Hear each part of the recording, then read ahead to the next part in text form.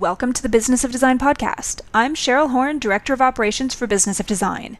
We get a lot of questions from listeners about commercial projects or existing members who are residential designers but just took on their first commercial project. For most, you have one primary focus or clientele, commercial or residential projects. But what if you consistently take on both? To answer this question, I reached out to Business of Design member Veronica Martin, who we've recently gotten to know pretty well through our BOD. Veronica and her business partner Carrie Stinson, a design firm in Toronto that manages both. In this episode, Veronica and Carrie talk with Kimberly, comparing the process of running commercial projects versus residential and working for an individual versus a corporate.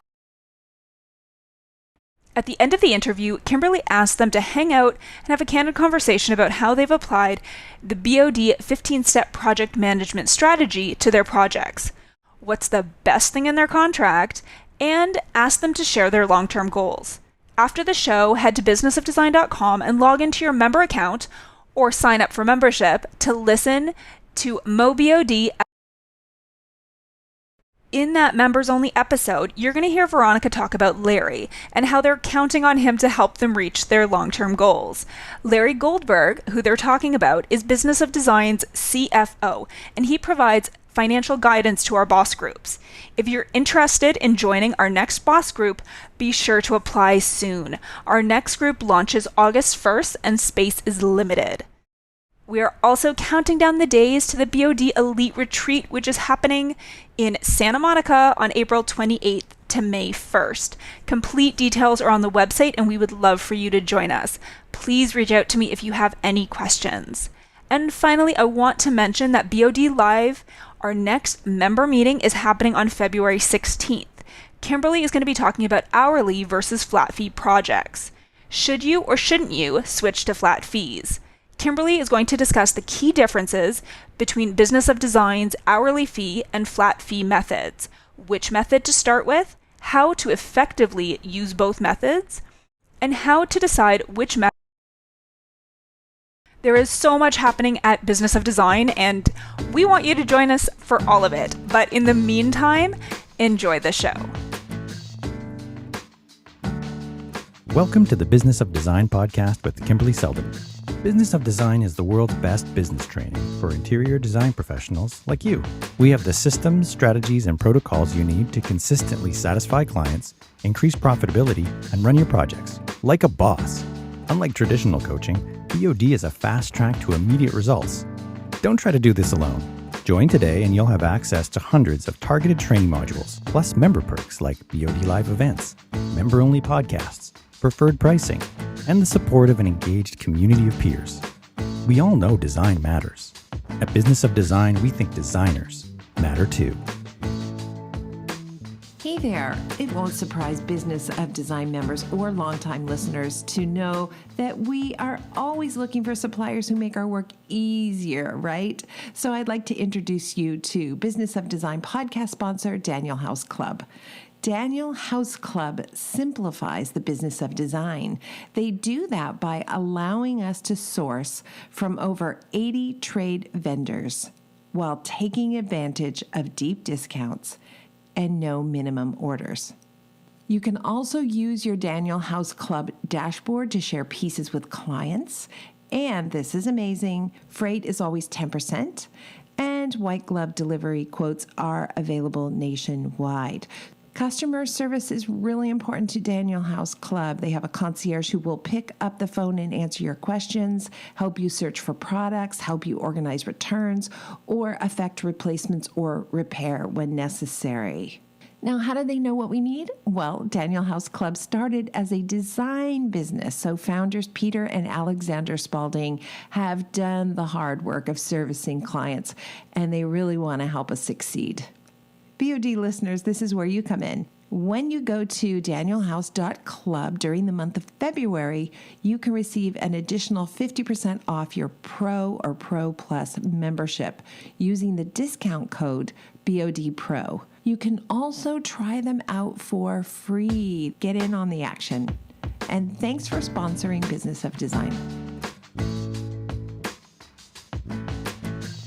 All right. I knew you guys wouldn't mind if I was drinking coffee during this podcast, but I've been up since 5 a.m. This is my fourth Zoom meeting since 5 a.m. And by the way, that's a lot. Only one I was looking forward to, but I knew because I was looking at your website that you guys met over matching shoes and a shared love of coffee that you would totally understand if I had a Starbucks in my hand. Absolutely. Yeah. I was going to make another one, but then I was scared I'd be too jittery. We're nervous, Kimberly. We don't do this kind of thing. Veronica's had 9 cups of coffee. You have room to spare, Carrie. I know. Anyway. Are you in Toronto, Kimberly? I'm in LA. We spent a month in Palm Springs. I brought we brought my mother-in-law to Palm Springs for the month. And both of my children, because my kids hadn't been together in over 2 years because of COVID. That's nice. All living in a house. It should have been a reality show because it was comical. But now I'm out in Santa Monica, and I'm like, you can tell I'm detoxing. I've got my hoodie and you're like coffee, and I'm like, just be quiet. We're going to actually talk about things that are relevant to business of design. So this build up, may have been fascinating to everyone listening, but now we're going to actually get into the nitty gritty. There's kind of 2 topics I'd love to explore, but let's start with this. You both you became, well, first tell everybody how you met, because that's adorable. Just tell the story of how you guys first met. So about 20 years ago, Carrie and I started on the very first day together, working with a Toronto-based company called Yabu Puschelberg. And that's where we both learned the really art of design. We worked there for 10 years together. We became instant friends. We worked hard, but we played hard. And in that environment, you did that together with everybody. All hours of the day and all around the world. Yeah, and that's our design career started with commercial and hospitality projects. So we worked with big brands that had really strong structure within their organization. So we worked with Four Seasons hotels. We worked with Barney's New York, partnerships with Ian Schrager and Edition Hotel. And like Carrie said, they were all over the world. For those of you listening who don't know who Yabu Puschelberg are, it's like, there's maybe 10 firms in the world that have their reputation. And anyway, that's a big get. So it's amazing. And it's incredible that you had that background in that training before you launched into partnership, because so often most of us just kind of stumble backwards into how to be. And you guys probably had a good blueprint about how you envisioned your future working together. Yeah, I mean, we were surrounded by incredible people that worked at Yabu Puschelberg. I think in terms of mentorship, we learned so much from not only the owners of the firm, but also we had really strong, mostly female design leads at the firm. And you were surrounded by this attitude of anything is possible. You don't miss deadlines. The expectation to come up with incredible design is so high. And you were surrounded by that every day. And it really, I think, set the tone for us. So when we started our own company, Twofold Interiors, we started with a really simplified 3-step process. Step 1 was concept design and development. Step 2, construction coordination and specification. And step 3, project management. And when you're working in commercial, those are the major milestones. And then we also broke down each step into different percentages. And our system was heavy and it was complicated, and it wasn't really suited for residential. We knew that we needed to simplify it. We knew that we needed to develop a stronger process and a stronger steps that were broken down further into each category, so that we could be really clear with what we were delivering to our clients, and we could be really transparent with what was coming up next. Your 3-step sounds like what we would call phases. So when we do commercial work, we have similar phases. And I know exactly what you mean, because those are really good jumping off points. But then there's all these little details in each of those phases that need to be attended to. Yeah. And to be fair, in the last 6 months after meeting with you and understanding your 15-step process, we started fine-tuning and really thinking about what ours was and where we wanted to take ours. And because of you, Kimberly, and your systems, we revamped and then broke it down into each step so that we had a stronger process, clear deliverables. But the most important thing that came from that was it allowed us to empower our team so that they knew what was coming, and that they were able to do it. Carrie and I joke around that our process is always evolving slightly and we're making little tweaks. And the moment that we have it perfect is the day that we can retire. Yeah, exactly. I want to acknowledge that there's like a wrestling match happening somewhere behind Carrie or behind Veronica. What are we hearing? Is it behind me? I think it's in the corridor. Yeah. My office corridor, maybe. Okay. Yeah. No, I just want the listeners to know, like, we're safe. We're in a place where we're all safe, but there's like some big activity happening somewhere and there's little banging and whatever happened. There's no ghost. And Carrie and I also want to retire at some point. Yeah, I couldn't agree more. I'll never get it 100% perfect. The minute I think like I'm there, I've arrived, something needs to be tweaked or needs to be changed because life has changed. You know, like checks. Who has checks anymore? Right? So like Exactly. It's a simple example, but it's true. It's a dynamic business for sure. When you guys launched on your own, was your intention to limit yourself to only commercial projects as you had done the 10 years previous? No, not at all. After Yabu Puschelberg, Veronica had started her own residential design firm and was really just mostly taking on residential clients. And then I had stayed in commercial world, and when we had the idea to join together, I was looking forward to kind of getting my feet wet in residential. And Veronica had been doing that for a while and kind of wanted to get back into commercial a little bit. So we like doing both, and we've always been open to both. And because we have a network of people in the commercial world, we do commercial projects still, with more of a focus on residential now. We do mostly it's a 70-30 split a lot of the time, but between 70 being residential, 30 commercial.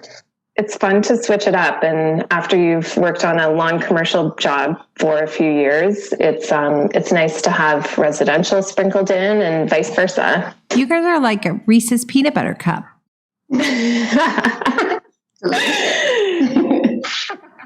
That's I was going to say that's kind of my split 30-70, but that's probably not accurate. It's probably more 20-80.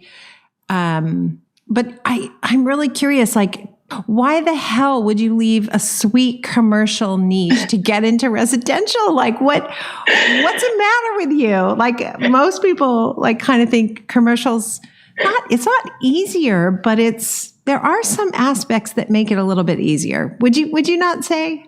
Commercial projects are heavier in terms of expectations. You're designing by committee, not necessarily to one or two individuals. There's so many other consultants that are on the project, and you have to do a lot more coordination. So your projects are slower, and you don't get to see the finish line for sometimes up to 5 years.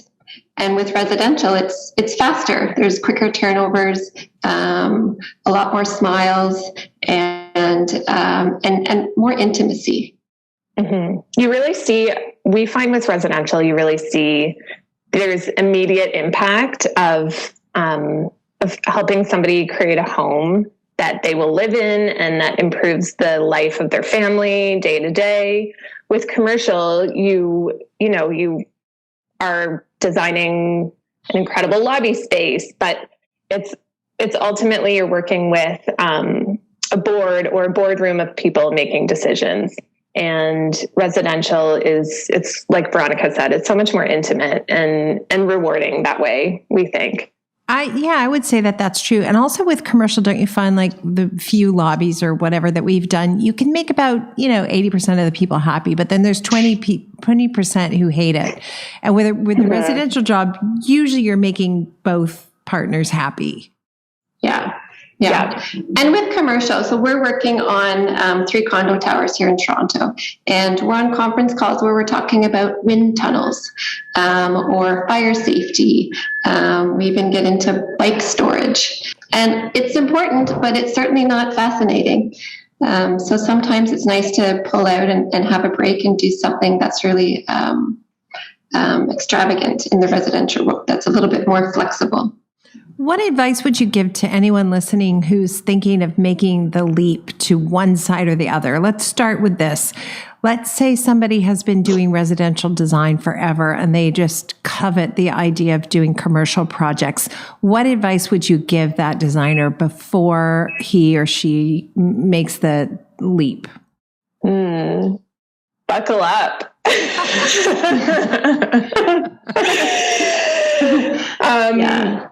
Yeah, it's a different way of working. It can feel a little bit more, you're usually part of a very large firm in commercial design. It's very fast paced. It is more of a situation where you're presenting in front of 25 men in a boardroom or women in a boardroom. Feels like a very different beast. But you gain incredible experience in a very short amount of time. I mean, even within the first 3 years, we felt like we went back to school all over again. And the one big thing we see one of our skills that we think was really learned in commercial world is our ability to plan. And that's something that is such a big focus in commercial design. And we can take that skill and translate it into residential pretty easily. But it is a fast-paced, challenging world, that's for sure. And one thing that is important to know is that with some commercial projects, unfortunately, your voice is smaller. So you don't have as much control as you would in a residential project. And sometimes your design needs to make big sacrifices to either get to the budget or the end user is different than what you were expecting. And also it takes longer to get paid, which is something that we had to make sure that our bank account could sustain, because we weren't issuing invoices that were due on receipt. The invoices that we issue now with our commercial jobs, they can take up to 45 days to get paid. Yeah, that's all such good advice. How would you suggest, and I want to flip it on its head and go the other way as well, but how would you suggest somebody who's currently doing residential projects could even get a first shot at doing a commercial project? Where should they start? That's a good question. Networking with other designers that are in residential, or joining associations that cater more to the residential world than the commercial world. I think those are big areas to get projects. What about do you have to go on blind bids? Do you have to show up and put together a presentation and not get paid for it? Yeah, there's the RFP process, the request for proposal. So sometimes people do that. That can be a lot of work and time consuming. A lot of times you have to sort of do plans, renderings, almost treat it like a competition in order to win the job. That's a big part of commercial design projects. Did you get the RFP from the Cirque du Soleil thing? Oh, no, that would have been amazing. Yeah, I looked at it, I'm like, oh, this is amazing. But then it was like, no, one suite and a hotel room, and the budget was nothing, but it has to be extraordinary to match the brand. Anyway, yeah, thank you, no. I don't get commercial projects that way. I get commercial projects. I'll tell you how I got the first one. I was working with a couple and she said, oh, my husband has an office and they want to redo their boardroom. You don't do that, do you? And I said, oh, sure we do, knowing nothing. And so I did it. And then I added it to my contract. I just added that our services include commercial projects such as hotel lobbies, blah, blah, blah. And then little by little, I got some jobs, but I only get those commercial jobs where I know the client and they're saying, just get her to come in and do this job. Don't do RFPs, because I don't do any of that. Yeah, we haven't done too much of that either. Yeah. Sorry, some commercial buildings also require you to have your NCIDQ or a certain amount of insurance. Mm-hmm. So to have those things lined up before you cross over is also important. Okay. And then let's flip it the other way. And I guess maybe I'll do this first. I'll say you could also dip your toes into smaller things. Like you guys have worked on huge building projects, but you could in fact approach a small retail store or a small restaurant and, enter the world that way. The transition is probably a little bit easier.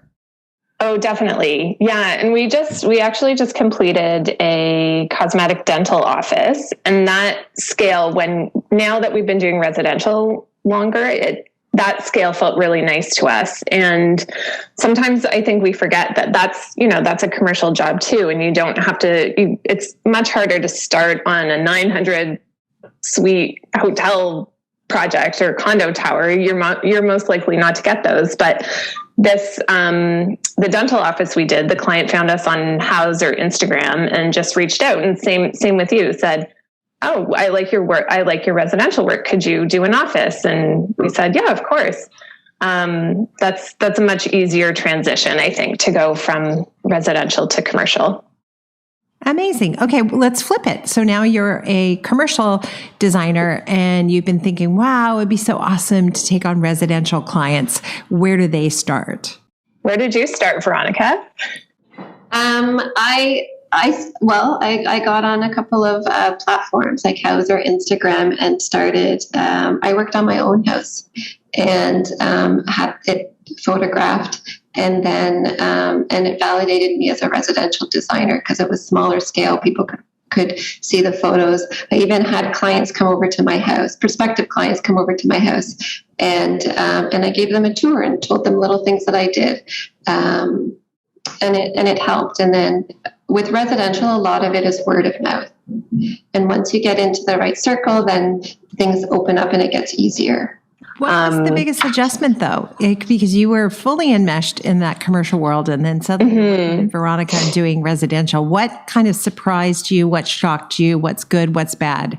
I think the intimacy of projects, and you're in someone's home, you're working, you're presenting to them in their kitchen, and it's you're witnessing what the one partner says they like versus the other partner, and you're sort of trying to navigate that and get in the middle of it and play psychologist sometimes. And that whole process is completely removed when you're in a boardroom. I do like the speed that you can see take a residential project from start to finish. It does move faster, and it just feels a lot more hands-on. You're problem solving with builders on site and with your clients, and that part I really like.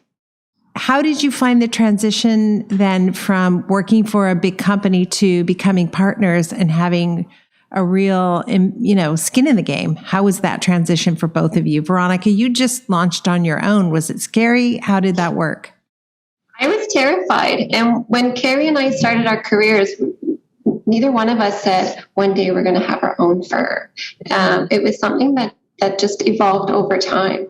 When I left the firm after being there for 10 years, I actually moved to Ottawa and started looking around and talking with some design firms there. And 10 years ago, Ottawa didn't have the same design scene as it does now. And there wasn't anybody that I wanted to work with or work for. So I started my own company. Once I got it going and rolling and working on more residential projects,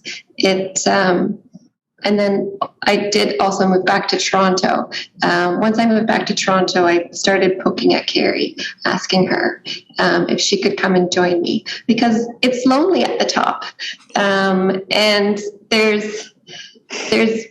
I can swivel my chair and ask Carrie a detailed question, and I know that she understands the intricacy of owning a design business.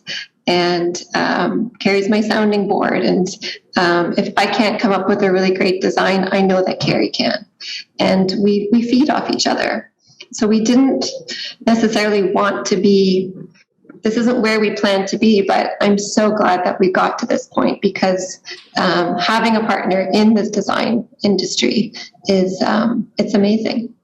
Mm-hmm. Have you thought about getting your business to the place you could sell it? Yes, we would love to. And that's why our names weren't attached to the name of the company, so that it's always been a goal for us. So hopefully. Are you kidding? I'd be so excited for you if that could happen. Good luck with that. I have no doubt you could make it happen. You know, we like to end every episode with design intervention. Could be just a piece of advice that has been critical to your success.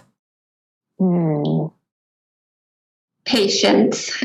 You need to have a lot of patience in this industry. It takes a lot to get to a point where clients will trust you and give you the keys to their home run project. But you can get there if you gain their trust and if you build it slowly.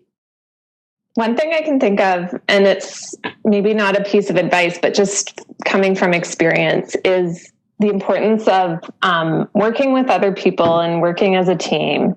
And I think a lot of times, especially in residential design, it's a lot of solopreneurs and just, people out there on their own. And we are lucky to have each other and be able to bounce ideas off of each other. And if you don't have that, I think it's great to seek that out and become buddies with other designers in your city or industry. It can be a lot of me and mine and holding on to your business and your projects. And it's nice to get out there and mingle a bit more, collaborate. Yeah. Yeah, I couldn't agree more. And every time we interview amazing, successful partners like this, I think, I wish I had a partner. It seems kind of awesome, like the same way it's like, I wish I had a sister. That would be great. Yeah, that's what it feels like. It's, I can't imagine doing this without Veronica. It would be very lonely. Mm-hmm. Same, yeah. Thank you guys so much. It was really good information. So if you're thinking of making the jump from residential to commercial or commercial to residential, you got lots of good information to use. Thank you guys so much. Thank you, Kimberly. Thank you. Thank you for being part of the Business of Design community and supporting BOD's mission to improve the industry one design business at a time. It's time for you to take the next step and join Business of Design. Like thousands of design professionals in 50 countries around the world, you'll find the systems, strategies, and protocols you need to dramatically improve your business and transform your life. What are you waiting for? Start today